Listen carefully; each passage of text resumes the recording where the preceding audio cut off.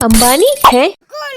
कौन है जो कहता है कि अंबानी के बेटे की बहुत बड़ी शादी हुई है? शादी तो हमारे काशिफ अंकल की बेटी की हुई है। शादी तो बीका और सैनू की हुई है। रिकॉर्ड टूटे रिकॉर्ड। तुम्हें क्या लगता है? ऐसा मैं सोचती हूँ। मैं तो बस रबीका और हुसैन के फैंस को खुश कर रही थी।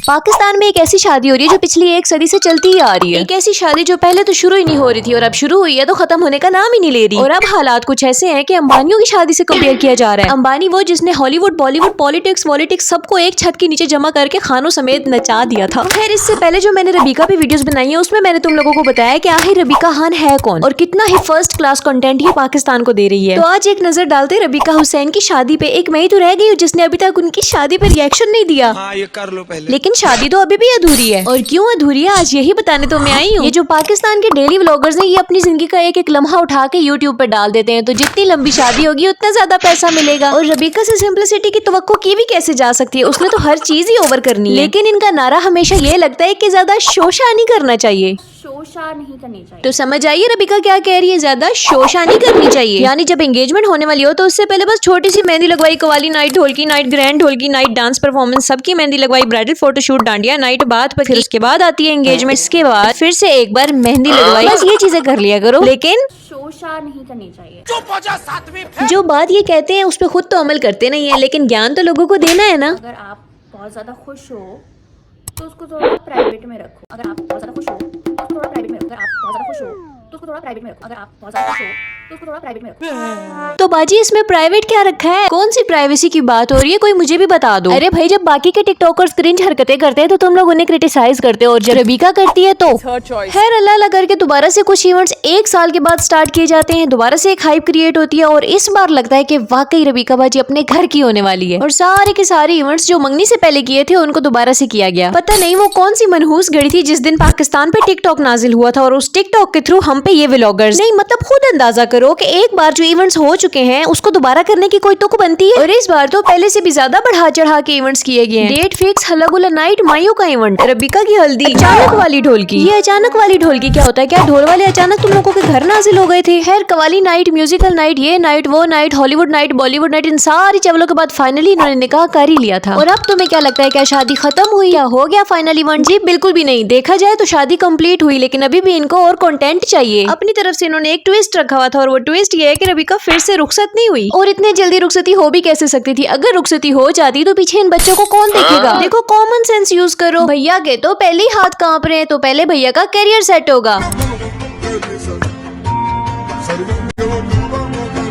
भैया की ना कमाई जा रही है इसलिए भैया से बर्दाश्त नहीं हो रही। भैया ये सोच सोच के डर रहा है कि अब तो खुद हरकत करनी पड़ेगी। तुम्हें यकीन नहीं आ रहा तो मैं तुम्हें प्रूफ दिखाती हूँ। तो बात कुछ यूँ है कि रबीका के इस भाई साहब ने 9 साल पुराने चैनल पे 2 महीने पहले पहली वीडियो अपलोड की है, वो भी रबीका की शादी से रिलेटेड। उससे पहले तो ना चैनल पे वीडियो है ना ही भैया में कोई टैलेंट है। तो अब ये हरकत में आया है क्योंकि बाजी जो जा रही है, साल ना सही 2 सालों में तो रबीका ने जाना ही है। बस यही सोच सोच के भैया यहाँ पे ओवर एक्टिंग कर रहा है कि अगर रबीका चली गई तो मैं भी तो ओवर एक्टिंग करता हूँ, मुझे देख लो। अरे कोई नहीं भैया, थोड़े हाथ पाओ तुम भी हिला लो, फिट रहोगे। ये तो वो फैमिली है कि जब रबीका ने कहा था कि वो यूट्यूब से थोड़ी ब्रेक लेना चाहती है या फिर क्विट करना चाहती है, लेकिन इन लोगों ने इसको ऐसा करने नहीं दिया था। तो मैंने डिसाइड किया कि अभी थोड़े टाइम के लिए ना सोशल मीडिया से ब्रेक ले लो। ऐसा क्यों सोच रही मसला सारा रोटी मैंने सोचा है कि थोड़ा सा ब्रेक ले लूं सोशल मीडिया से। क्या जरूरत है? मसला सारा रोटी। तो बताओ फिर इनके पेट में कितना शदीद दर्द होगा, क्योंकि वो तो हमेशा के लिए जा रही है। इंतहाई ड्रामेबाज लोग हैं, पूरा का पूरा टब्बर ही फनकारों से भरा पड़ा है। इतना कुछ अपलोड कर देते हैं, बाद में कहते हैं हमारा पर्सनल मैटर है। क्या पर्सनल है? हर चीज तो पब्लिक है। इवन इनकी शादी पे आने वाले मेहमान तक अपने व्लॉग्स बना रहे थे। एक शादी को कितना कैश करोगे? तुम्हारे व्लॉग सिर्फ पाकिस्तान में नहीं देखे जाते, पाकिस्तान से बाहर भी देखे जाते हैं, जहाँ पर और रिलीजन के भी लोग देखते हैं। तो फिर हमारी तरफ से क्या मैसेज जाता है कि हाँ भाई, मुसलमानों की शादियां ऐसे होती हैं जिसमें 10-10 हजार फंक्शंस किए जाते हैं, पैसे उड़ाए जाते हैं, शो ऑफ किया जाता है। 2-2 साल तक शादी बिला वजह लटका के रखी जाती है, जो सिर्फ और सिर्फ पैसों का ज़िया है, शो ऑफ है और कुछ भी नहीं। कितना मुश्किल बना दिया है शादी को, पूरा का पूरा कल्चर ही बदल के रख दिया। और अभी रुखसती बाकी है। रहती शादी में इसने पूरा का पूरा बॉलीवुड ना छाप दिया तो मुझे कहना। वैसे भी है तो ये कॉपी कैट, हर चीज तो इसने कॉपी करनी है। तो बस अब देखो ये किस हद तक जाते हैं, क्योंकि पाकिस्तान के डेली व्लॉगर्स की तो कोई हद नहीं है, कुछ भी अपलोड कर देते हैं। जैसे ही व्यूज या पैसों की कमी आएगी तो ये लोग फौरन से बाकी की रहती शादी कंप्लीट करेंगे, जिसके तकरीबन 600 इवेंट तो होंगे। यही तो इन फैमिली व्लॉगर्स की निंजा टेक्निक है, यही तो इनकी लॉजिक है। जैसे ही व्यूज गिरने लगते हैं नए नए इवेंट्स ईजाद कर देते हैं। इनके घर में पड़ी माचिस की तीली भी इनके लिए कंटेंट है। हैरानी तो इनको देखने वालों पे होती है, इतना टाइम कहाँ से लाते हैं भाई। यहाँ तो एक वीडियो अपलोड करती हूँ, सांस लेती हूँ, पता ही नहीं चलता 5 दिन गुजर जाते हैं।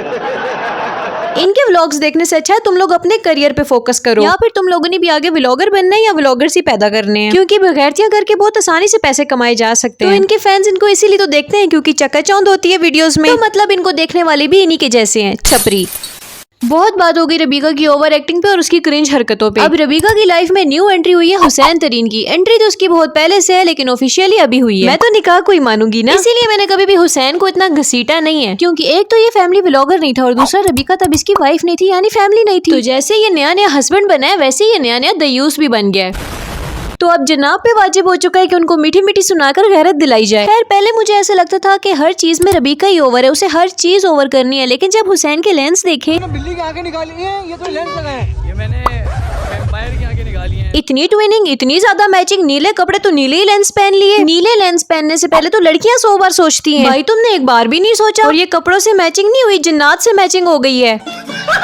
अगर कोई इंडिया से देख रहा है तो ये सैंपल एकता कपूर तक पहुंचा दो, हो सकता है उसे नागिन के अगले सीरियल के लिए कोई छोटा मोटा इच्छाधारी सपोला ही चाहिए हो। खैर ये लोग खुद को बड़ी तोप चीज समझते हैं, अल्लाह जाने कौन लोग हैं जो इनकी इज्जत करते होंगे। मैंने तो जिसको भी देखा है टिकटॉकर्स को जलील करते हुए ही देखा है। ज्यादा लोग तो इनको बगैरत ही कहते हैं। बस ये टिकटॉकर्स आपस में एक दूसरे को शाबाशियां देते रहते हैं, या तो फिर इनके अंधे फॉलोअर्स है जिनको कुछ नजर ही नहीं आता, जिनको बेगैरती न लगे वो भी कोई इंसान है, जिनकी घर की औरतों को कोई भी एरा गैरा मर्द किसी भी टाइम अपने मोबाइल में देख सके। यानी हर मर्द को इतनी एक्सेस देना कि वो तुम्हारी बीवी को, तुम्हारी बहन को, तुम्हारी माँ या तुम्हारी बेटी को किसी भी टाइम अपने मोबाइल में देख सकता है, और तुम ये भी नहीं जानते कि वो एरा गैरा मर्द किस नजर से तुम्हारे घर की औरतों की वीडियो देख रहा है, उसकी क्या नियत है। लेकिन गलती उसकी नहीं है, गलती तो इन व्लॉगर्स की है जिन्होंने खुद ये एक्सेस दी हुई है। ये सारे बेगैरत हैं। अब हुसैन तरीन भी तो यही कुछ कर रहा है, फैमिली व्लॉगिंग के व्लॉग्स में भी यही कुछ चलता है। रबीका के साथ ये कर लिया, रबीका के साथ वो कर लिया, निकाह के बाद पहला ट्रिप, निकाह के बाद दूसरा ट्रिप, जबकि आज से 5 महीने पहले इसने इंटरव्यू में साफ साफ कहा था कि वो फैमिली व्लॉगिंग नहीं करेगा। फैमिली व्लॉगिंग नहीं करनी तुमने, नहीं यार। गाइस हमारे निकाह के बाद हमारी पहली बार जो है वो हम साथ गुजारे। शर्म नहीं आती? लेकिन हमारी जो भाभी आएंगी वो तो उनके साथ तो करोगे ना यार? नहीं।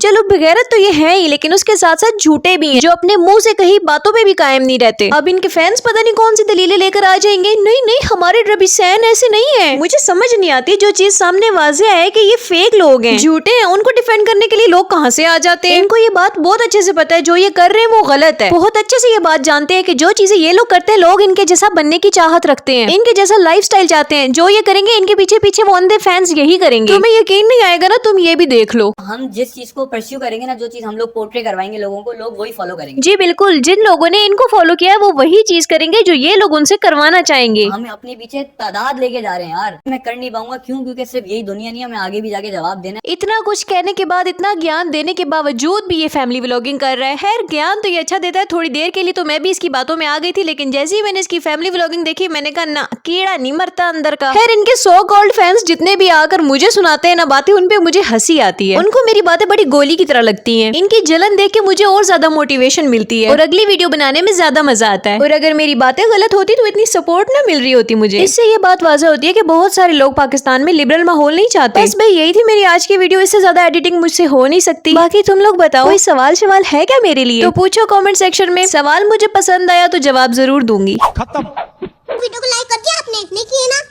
क्यों नहीं करया? हैं? क्यों नहीं करया? सब्सक्राइब क्यों नहीं करते हो आप?